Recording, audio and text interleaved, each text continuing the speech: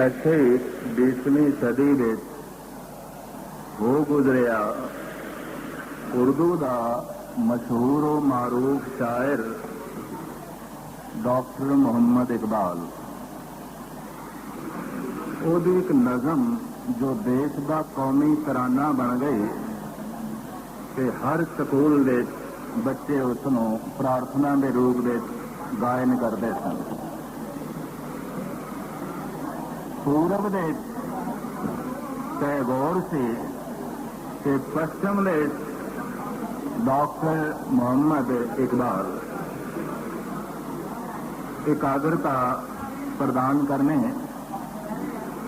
ਸਿੱਖ ਸੰਗਤਾਂ ਦਾ ਹੜ ਆ ਰਿਹਾ ਹੈ ਔਰ ਮੈਂ ਸਮਝਦਾ ਇਹ ਪਹਿਲੀ ਦਫਾ ਕੌਮ ਦੀ ਰਹਿਬਰੀ ਪੰਜ ਧਾਰਮਿਕ ਪੰਜ ਪਿਆਰੇ ਸਿੰਘ ਸਾਹਿਬਾਨ ਕਰ ਰਹੇ ਨੇ ਔਰ 40-45 ਸਾਲ ਤੋਂ ਬਾਅਦ ਐਸਾ ਪਹਿਲਾ ਮੌਕਾ ਮਿਲਿਆ ਹੈ ਕਿ ਧਾਰਮਿਕ ਪੁਰਸ਼ ਕੌਮ ਦੀ ਅਗਵਾਈ ਕਰਨ। ਪਹਿਲਾ ਹੀ ਮੌਕਾ ਮਿਲਿਆ। 40-45 ਸਾਲ ਤੱਕ ਤੇ ਸਿਆਸੀ ਬੰਦੇ ਰਹਿਨੁਮਾਈ ਕਰਦੇ ਰਹੇ, ਅਗਵਾਈ ਕਰਦੇ ਰਹੇ ਤੇ 40-45 ਸਾਲ ਵਿੱਚ ਅਸੀਂ ਜੋ ਕੁਝ ਪ੍ਰਾਪਤ ਕੀਤਾ ਹੈ ਉਹ ਤੁਹਾਡੇ ਸਾਹਮਣੇ ਹੈ। ਤੇ ਹੁਣ ਅਸੀਂ ਰਹਿਬਰੀ ਦਿੱਤੀ ਹੈ ਗੁਰੂ ਪੰਥ ਦੇ ਪੰਜ ਮੁਖੀਆਂ ਨੂੰ, ਸਿੰਘ ਸਾਹਿਬਾਨ ਨੂੰ। ਸਤਿਗੁਰ ਰਹਿਮਤ ਕਰਨ, ਉਹਨਾਂ ਨੂੰ ਸਮਰੱਥਾ ਦੇਣ, ਤਾਕਤ ਦੇਣ ਤਾਂ ਕਿ ਉਹ ਕੌਮ ਨੂੰ ਸਹੀ ਮੰਜ਼ਿਲੇ ਮਕਸਦ ਤੇ ਪਹੁੰਚਾ ਸਕਣ। ਮੈਂ ਅਰਜ਼ ਕਰ ਰਿਹਾ ਸੀ 20ਵੀਂ ਸਦੀ ਦਾ ਹੋ ਗੁਜ਼ਰਿਆ ਮਸ਼ਹੂਰ ਮਾਰੂਫ ਸ਼ਾਇਰ ਡਾਕਟਰ ਇਕਬਾਲ ਨੇ ਇੱਕ ਕੌਮੀ ਤਰਾਨਾ ਲਿਖਿਆ ਸੀ ਹਿੰਦੁਸਤਾਨ ਦੇ ਸੰਬੰਧ ਵਿੱਚ,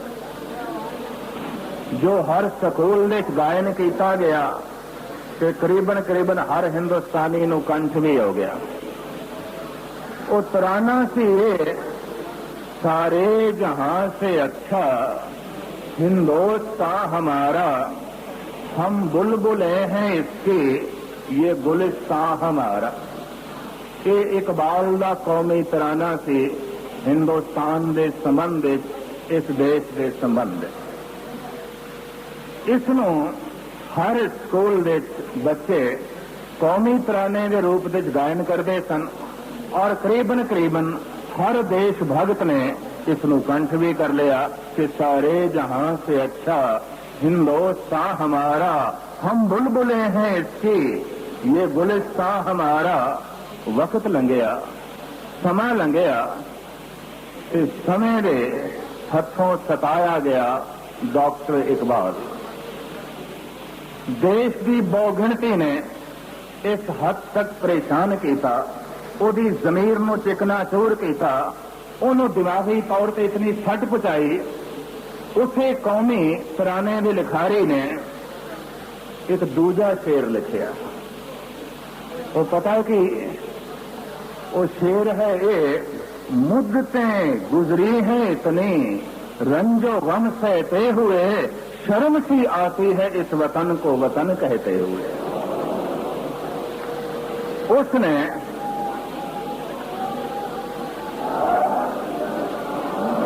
वही शायर जिसने तराना लिखा कि सारे जहां से अच्छा हिंदुस्तान हमारा, वही शायर कहता है शर्म सी आती है इस वतन को वतन कहते।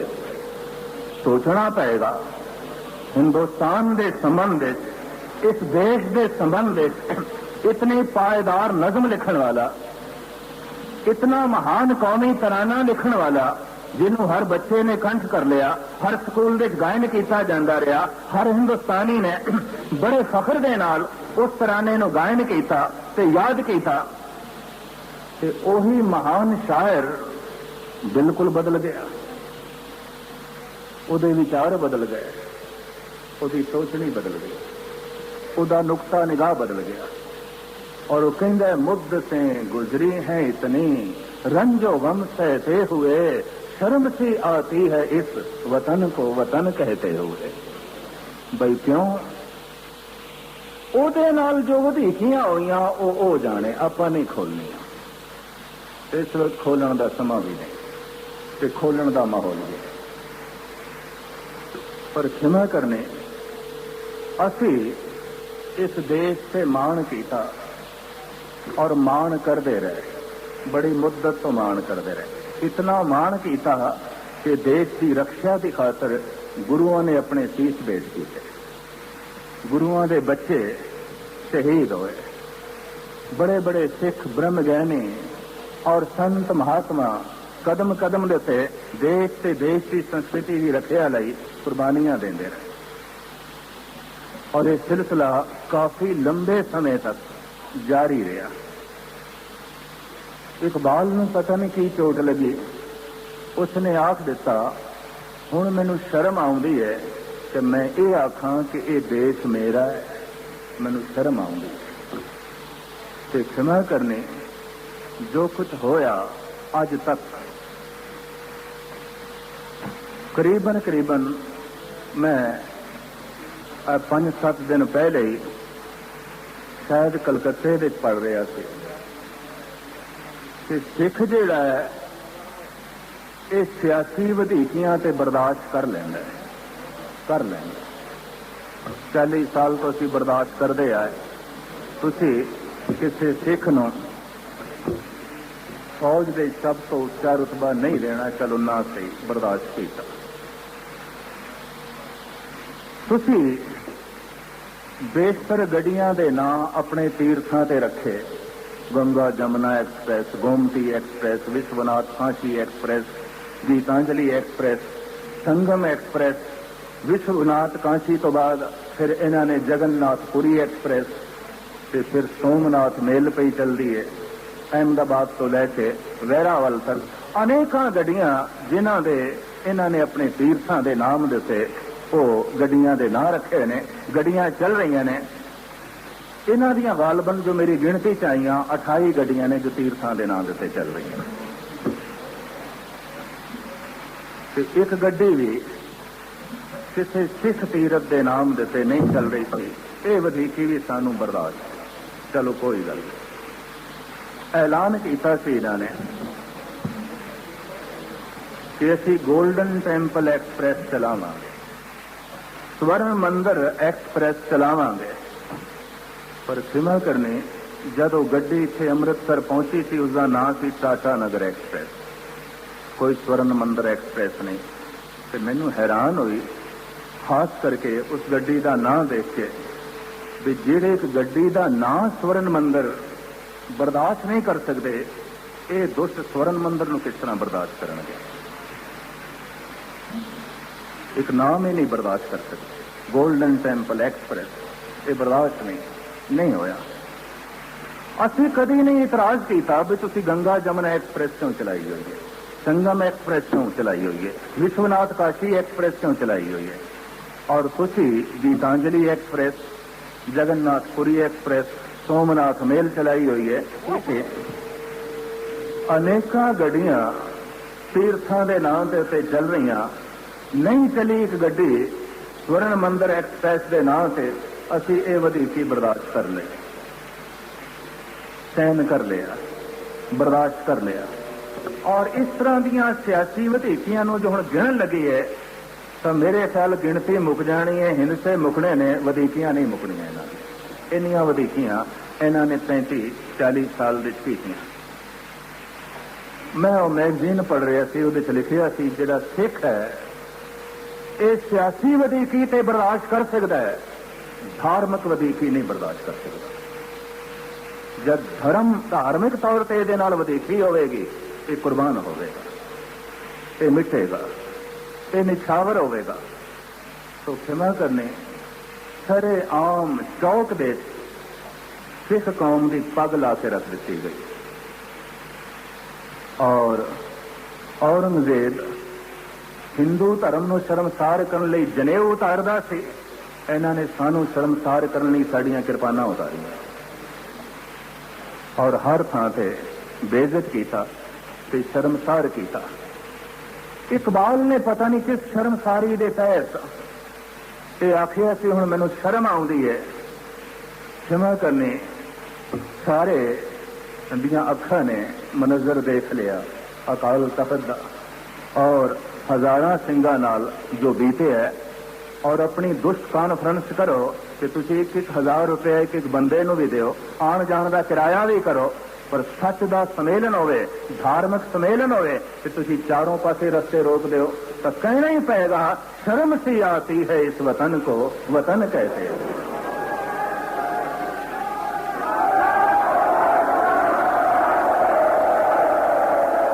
इस घर नूं, उस घर नूं अपना घर किस तरह आखीए कि घर दे च कोई साडी पग ला छड़े। मैं पढ़ रहा से यूनान दे प्रसिद्ध दार्शनिक संत सुकरात दे कुछ बोल, अज तो 2500 साल पहले एथन दे एक बड़ा प्रसिद्ध दार्शनिक हो गुजरिया।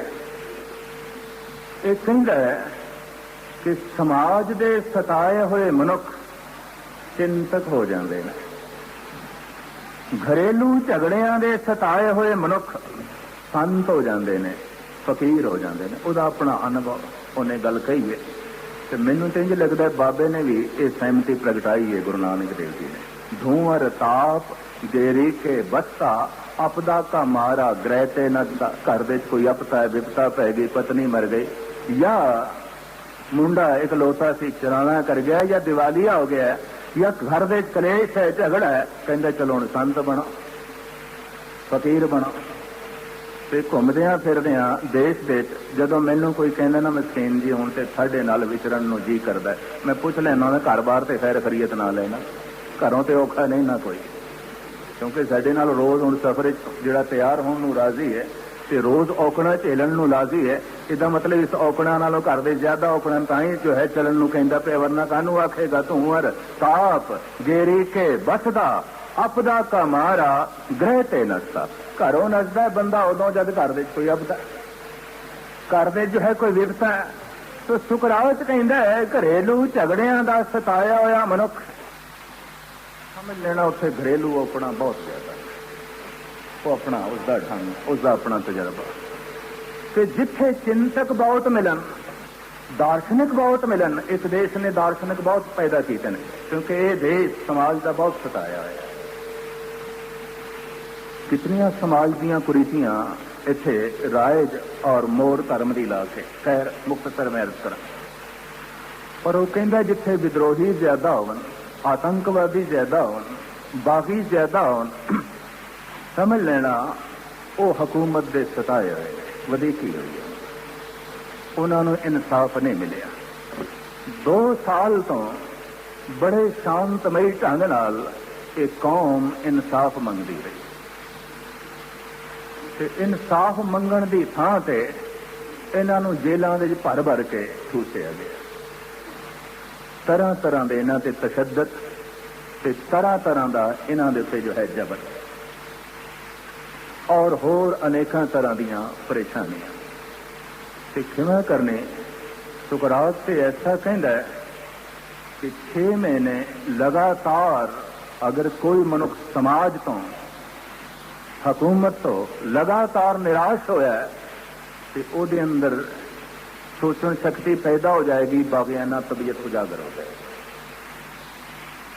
पर क्षमा करने साढ़े अंदर बागियाना तबीयत उजागर हुई 2 साल तो बाद असी कह सकते हैं सुकरात जो तू लिखिया है उसदे नालों साढ़े अंदर शांति ज्यादा है, साढ़े अंदर बर्दाश्त का मादा ज्यादा है, असी ज्यादा सहन कर सकते हैं, असी ज्यादा बर्दाश्त कर सकते हैं।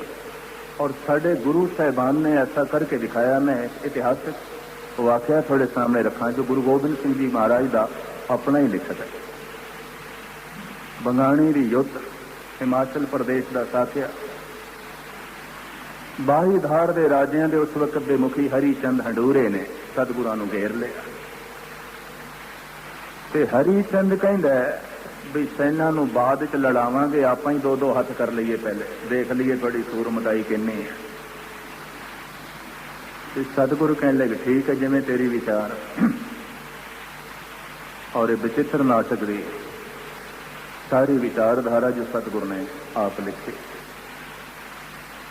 ते हरीचंद कहते महाराज थानू पता है कि अज तक मेरा तीर कतई खता नहीं गया। सतगुरु कहने ने सुने ਤੇ ਹਰੀ ਚੰਦ ਕਹਿਣ ਲੱਗਾ महाराज ਇਹ ਵੀ ਤੁਹਾਨੂੰ ਪਤਾ ਹੈ कि मेरे नाम तो ही मेरे वैरी कंबदे ने, नाम तो। सतगुरु कहते ने सुने ते हरी चंद कहता अच्छा ये सब कुछ सुने तो ठीक, हुण तुसीं वार करो, मैं तुहानूं वार करन दा मौका देना। सतगुरु कहते नहीं, मैं पहले संत हाँ सिपाही बाद दे, मैं पहले सिख हाँ सिंह बाद दे। मैं सवेरे अर्ज की है साडे दो नाम ने, सिख सिंह। सिख नाम दिता है सानू गुरु नानक, गुरु अंगद देव जी महाराज ने, गुरु अमरदास जी ने, 9 पातशाहियां ने सानू नाम दिता है सिख। ते 10वें पातशाह गुरु गोबिंद सिंह जी ने सानू तखल्लुस दिता है सिंह। सिख साडा नाम है, सिंह साडा तखल्लुस है, उपनाम है, सरनेम है। ते असी सारी दुनिया दे इन्हां दो नामां नाल जाने जांदे आ, पहचाने जांदे आ। सिख होना साडा संत होना है, सिंह होना साडा सिपाही होना है। ते मैं सवेरे अर्ज कीती सी, संत जिहड़ा है वो ग्रंथ की पूजा करता है, ते जिहड़ा सिपाही है वो शस्त्र की पूजा करता है। इस वास्ते असीं गुरु ग्रंथ साहब की ताबिया दे करीबन इतिहासक स्थानां दे शस्त्र रखे, ताकि ग्रंथ नूं भी मत्था टेकीए ते शस्त्र नूं भी मत्था टेकीए। सिपाही दा गुरु पीर कौन है? शस्त्र। ते संत दा गुरु पीर कौन है? गुरबाणी, गुरु ग्रंथ।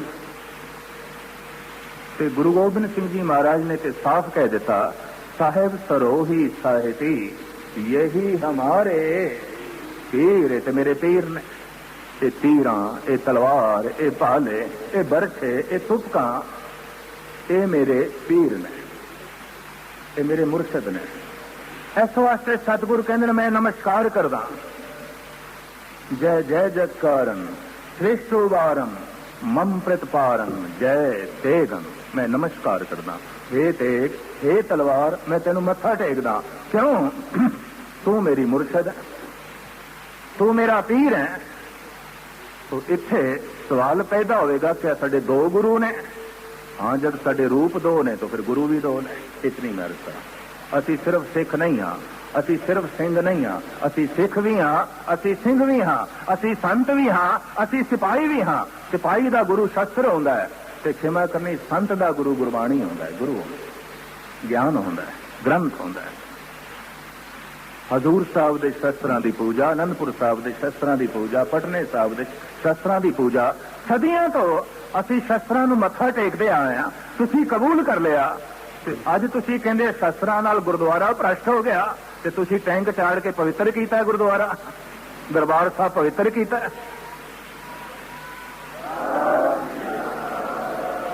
क्षमा करनी, क्योंकि झूठ फैलाण लई साधन बड़े ने, ते सच नूं मनज़र आम ते लियाण लई कुछ साधन कोई नहीं, कुछ भी नहीं। तो मैं अर्ज कर रहा सी, सतगुरु कहने लगे मैं संत पहले हाँ, सिपाही बाद हाँ, ते संत दा एक काम नहीं कि पहले वार करे। हरी चंद तू वार कर। ते हरी चंद कहंदा गुरु ते बड़ा भोला है, बहुत भोला है, सानू दुश्मन नूं वार करन दा मौका देंदा पिया। सारी दुनिया कहंदी पई है कि सिख कौम बड़ी भोली है, भोली कौम। ते मैं फिर अर्ज करा, भोले दी पहचान यह होंदी है कि अंदरों बाहरों एक होंदा है, धोखेबाज छल कपट नहीं होंदा। ते भोला बंदा ही रब दे नेड़े आना, भोले भाह नाल ने। भोले का मतलब मूड नहीं, जिवें पंजाबी च कह दिंदे ने तू बड़ा भोला है। भोले का मतलब है अंदरों बाहरों एक, जो जबान ते वो दिल दे, जो दिल दे ते जबान ते। भोला ते भोला बंदा सच दे नेड़े आउंदा है, चलाक बंदा झूठ दे नेड़े आउंदा है। भोला बंदा ज्ञान दे नेड़े आउंदा है, क्षमा करनी, ते जो चतुर ते चलाक बंदा वो कठोरता ते तशद्दद दे नेड़े आउंदा है। भोला धोखा खाना जानदा है, धोखा देना नहीं। चलाक धोखा खाना नहीं जानदा, धोखा देना ही जानदा है। ते एक आलम दा कहना है, 1000 दफा धोखा खा लैण नालों 1000 दफा, एक दफा धोखा देण नालों 1000 दफा धोखा खा लेना बेहतर है। चंगा। धोखा खाना कोई पाप नहीं, धोखा देना पाप है। 35 साल तो सानू धोखा ही दई जाते हैं, और की असी बर्दाश्त किया। क्यों बर्दाश्त किया? भोला ते भोला बंदा पवित्र होंदा, चलाक बंदा दुष्ट होंदा। चतराई न चतर बुझ पाइए, रे जन मन माद हो संभलाइए। ते मैं इतनी तो गल कहांगा कि गल्लां बातां विच चलाकियां दे असी इन्हां नालों नहीं जित सकते। क्यों कि चतर चलाक बेईमान ने असी बोले इन्नी गल। भोला बंदा सच दे नेड़े आउंदा है, चलाक ते चतर झूठ दे नेड़े आउंदा है। और की असी शायद इन्हां दा मुकाबला ना कर सकी। जिस तरीके नाल धुआंधार इन्हां दीयां लेखणियां, जिस तरीके नाल झूठ टीवी ते रेडियो ते बोलदे पए ने, शायद असी इस ढंग नाल जवाब जो है ना दे सकीए। पर इतनी गल स्पष्ट है, निरंकार परिपूर्ण परमात्मा का एक अटल नियम है कि आखिर झूठ नूं कुमला के खत्म होना पैंदा है। कूड़ निखुटे नानका ओढ़क सच रही। जितनियां सरकारी बिल्डिंगां ने, तमाम सरकारी बिल्डिंगां दे उत्ते लिखिया है सत्यमेव जयते, सत्य की सदैव जीत होती है। ये संस्कृत के शब्द लिखे ने सत्यमेव जयते। ये तो मैं हिंदी में कुछ लेख भी लिखे सन, अखबारों में भेजे सन। जिस दिन का अमृतसर का वाकया होया, पंजाब के दुखद घटनावां घटियां, ते मैं उस लेख के लिखिया हुण इन्हां सरकारी इमारतां ते लिख देना चाहिए है झूठ में जेबते, सत्य में जेते नहीं, हुण झूठ में जेते। क्योंकि सारी सरकारी जब झूठ के आसरे ते चलती होवे ते सरकारी इमारतां दे उत्ते लिख देना ये बहुत वड्डा धोखा है। पर यह भी चलाक बंदा धोखा देना, दुष्ट बंदा धोखा देंदा। तो सतगुरु कहने लगे हरी चंद तू वार कर ले। ते हरी चंद कहंदा गुरु बड़ा भोला। ते मैं फिर अर्ज करा, भोला उसनों कहंदे ने हमू मर्द बायद शबद सुखनवर न शिकमे दिगर दर दहाने दिगर। जो अंदर है और वही बाहर है, जो बाहर है वही अंदर है। शायद कहना सी तो उसे बंदा कहते हैं, बाकी तो सारे पशु ने। बाकियां नूं ते मनुख कहना मनुखा की जो है तौहीन करनी है। तो मुख्तसर जो है मैं अर्ज करा, सतगुरु कहने लगे तू वार कर ले। ते हरी चंद ने ऐन निशाना बनाया सतगुरु के घोड़े का, बई ये नीला पहाड़ां नूं छाल मार के लंघ जांदा है, बड़ी भीड़ दे चों लंघ जांदा है। ते ऐसा ना होवे किधरे घोड़ा ही सतगुरुआं ने किधरे भजा ले जाए ते सतगुरु का यह घोड़ा ही पहले जख्मी करो या मार दे। सतगुरु लिखते हैं हरी चंद को प्यो कमाणन संभारन प्रथम बाजियन ताण बाणन प्रहारन। ताजी घोड़े का निशाना बनाया हरी चंद ने, खिंच के तीर मारिया, पर शायद कहने लगया नहीं, पता चला गया। ते हरी चंद जो दावा कर बैठा सी मेरा वार कभी खता नहीं जाता, पता चला गया। औखा ते बड़ा होया ते निमूजड़े जिहा मूंह नाल कहन लगा महाराज हुण तुसी वार करो। ते सतगुरु कहन लगे अजे भी फकीर जिहड़ा ना रोस दे च नहीं आया, अजे भी संत दे अंदर सिपाहीपना नहीं पैदा होया।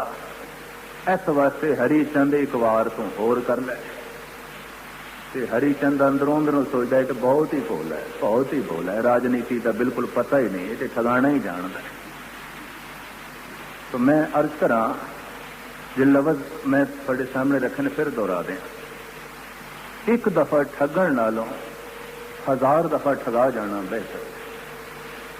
पाप नहीं है, ठगना गुनाह, ठगना पाप है, ठगना धोखा है, ठगना जिहड़ा छल है, और ठगण वाला परमात्मा तो दूर होंदा है। हरी चंद ने अज के सतगुरां दे ऐन छाती का सीने का निशाना बनाया। कि पता है दूजा वार भी मेरा खता चला जाए, घोड़े नूं मारा, चलो छड्डो घोड़े नूं, सतगुरु का ही निशाना बना। सतगुरु लिखते ने दुतिये ताक के तीर मोको चलायो, रखो देव मैं कान छुए के सिधायो। उस दैवी शक्ति ने मेरी रक्षा की थी, अकाल पुरख ने, वो तीर मेरे कन्ना नूं छू के लंघ गए, मैनू नहीं लगे। ते हरी चंद हैरान हो गया, दूजा वार भी खता नहीं लगे। कहने लगा महाराज हुण तुसीं वार करो। गुरु गोबिंद सिंह जी का जिगरा वेखो, हरी चंद लै एक वार तू होर कर ले, होर कर ले। साडे गुरु का इतना वड्डा जिगरा है, इस कौम का बहुत वड्डा जिगरा है। इसने 35 साल की वधीकियां तो बाद क्षमा करने विद्रोह किया, पहले नहीं किया। 35 साल की वधीकियां तो बाद आतंकवाद ने जन्म लिया, पहले नहीं जन्म लिया। 35 साल की वधीकियां तो बाद बागी पैदा होए, विद्रोही पैदा होए, मजबूरी, बिल्कुल मजबूरी। हरिचंद ने अटकी सतगुर दे कमर कसे का निशाना बनाया भी पहले मैं छाती नूं तीर मारिया ते उच्चा हो गया ते कंधे कोलों लंघ गया, अटकी सतगुर दे कमर कसे का निशाना जो है बनाना है। तो बड़ी सेध ला के ऐन खिंच के तीर सतगुरां दी पेटी नूं कमर कसे नूं उसने मारिया। महाराज कहते तितिये तीर मारियो सो पेटी मजारं, विधियं तिलकतंग द्वाल पारं पधारं। तिलकतंग रेशमी कपड़ा ते थल्ले एक चमड़े की पेटी, चमड़े की पेटी के उत्ते सतगुरु ने एक रेशमी कपड़ा बनया होया सी, कमर कसा, ते हरिचंद्र ने कमर कसे का निशाना बनाया, तीर निशाने ते लगे। विधियं तिलकतंग रेशमी कपड़ा फट गया, चमड़े की पेटी भी फट गई। ते महाराज कहते ने चुभी चुंज चरमं कछु घाय ना आयो, इतनी जी चुंज सानू लगी पर कोई विशेष भाव नहीं आया, पर चुंज लगी, थोड़ा जिहा खून निकलिया। पर जदों ये बाण सानू लगया, जदों ये चुंज सानू लगे ते साहब कहते साडे अंदर सुत्ता होया सिपाही जाग पिया। ते फिर असी हरिचंद नूं संबोधन होके कह दिता, जबे बाण लागयो तबे रोस जागे।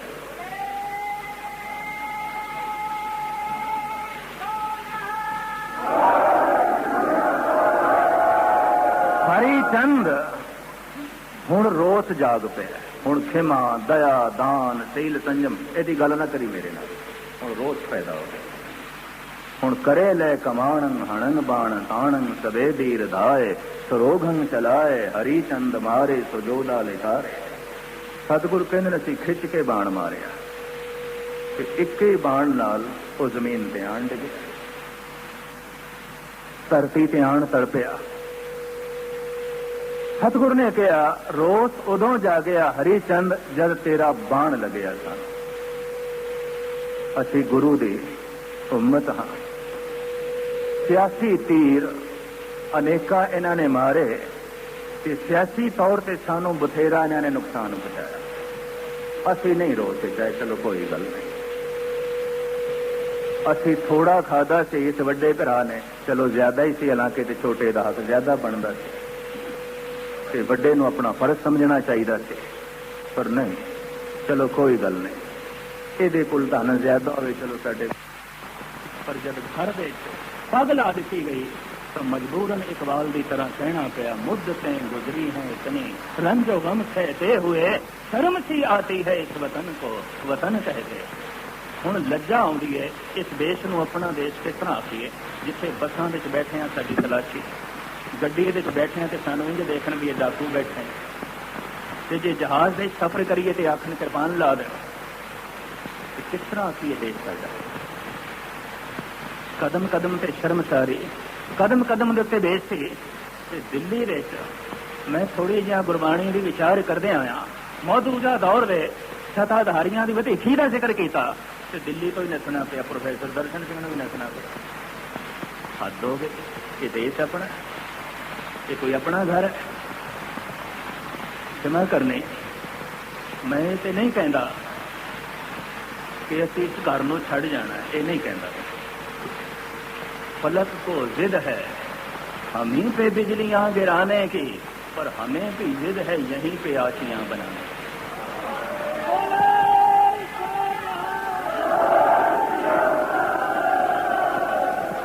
तुसी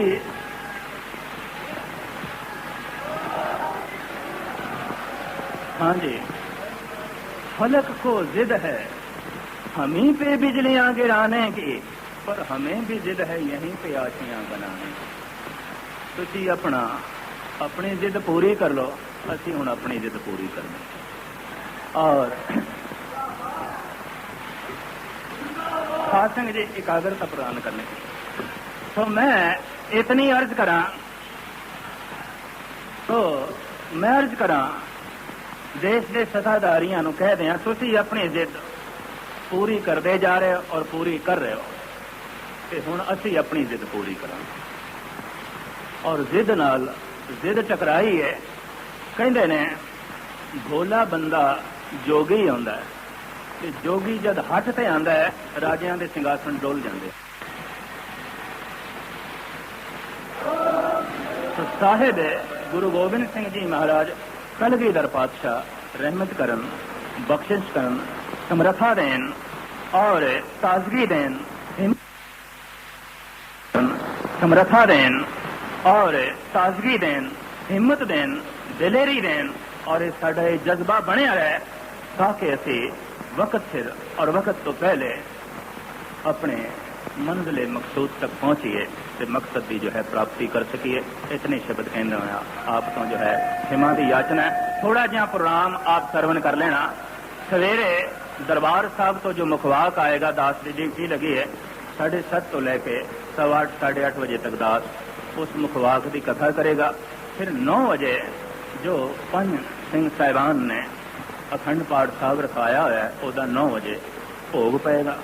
उस बाद प्रोफैसर दर्शन सिंह जी आप गालबन आधा घंटा कीर्तन सरवण कराएंगे। उस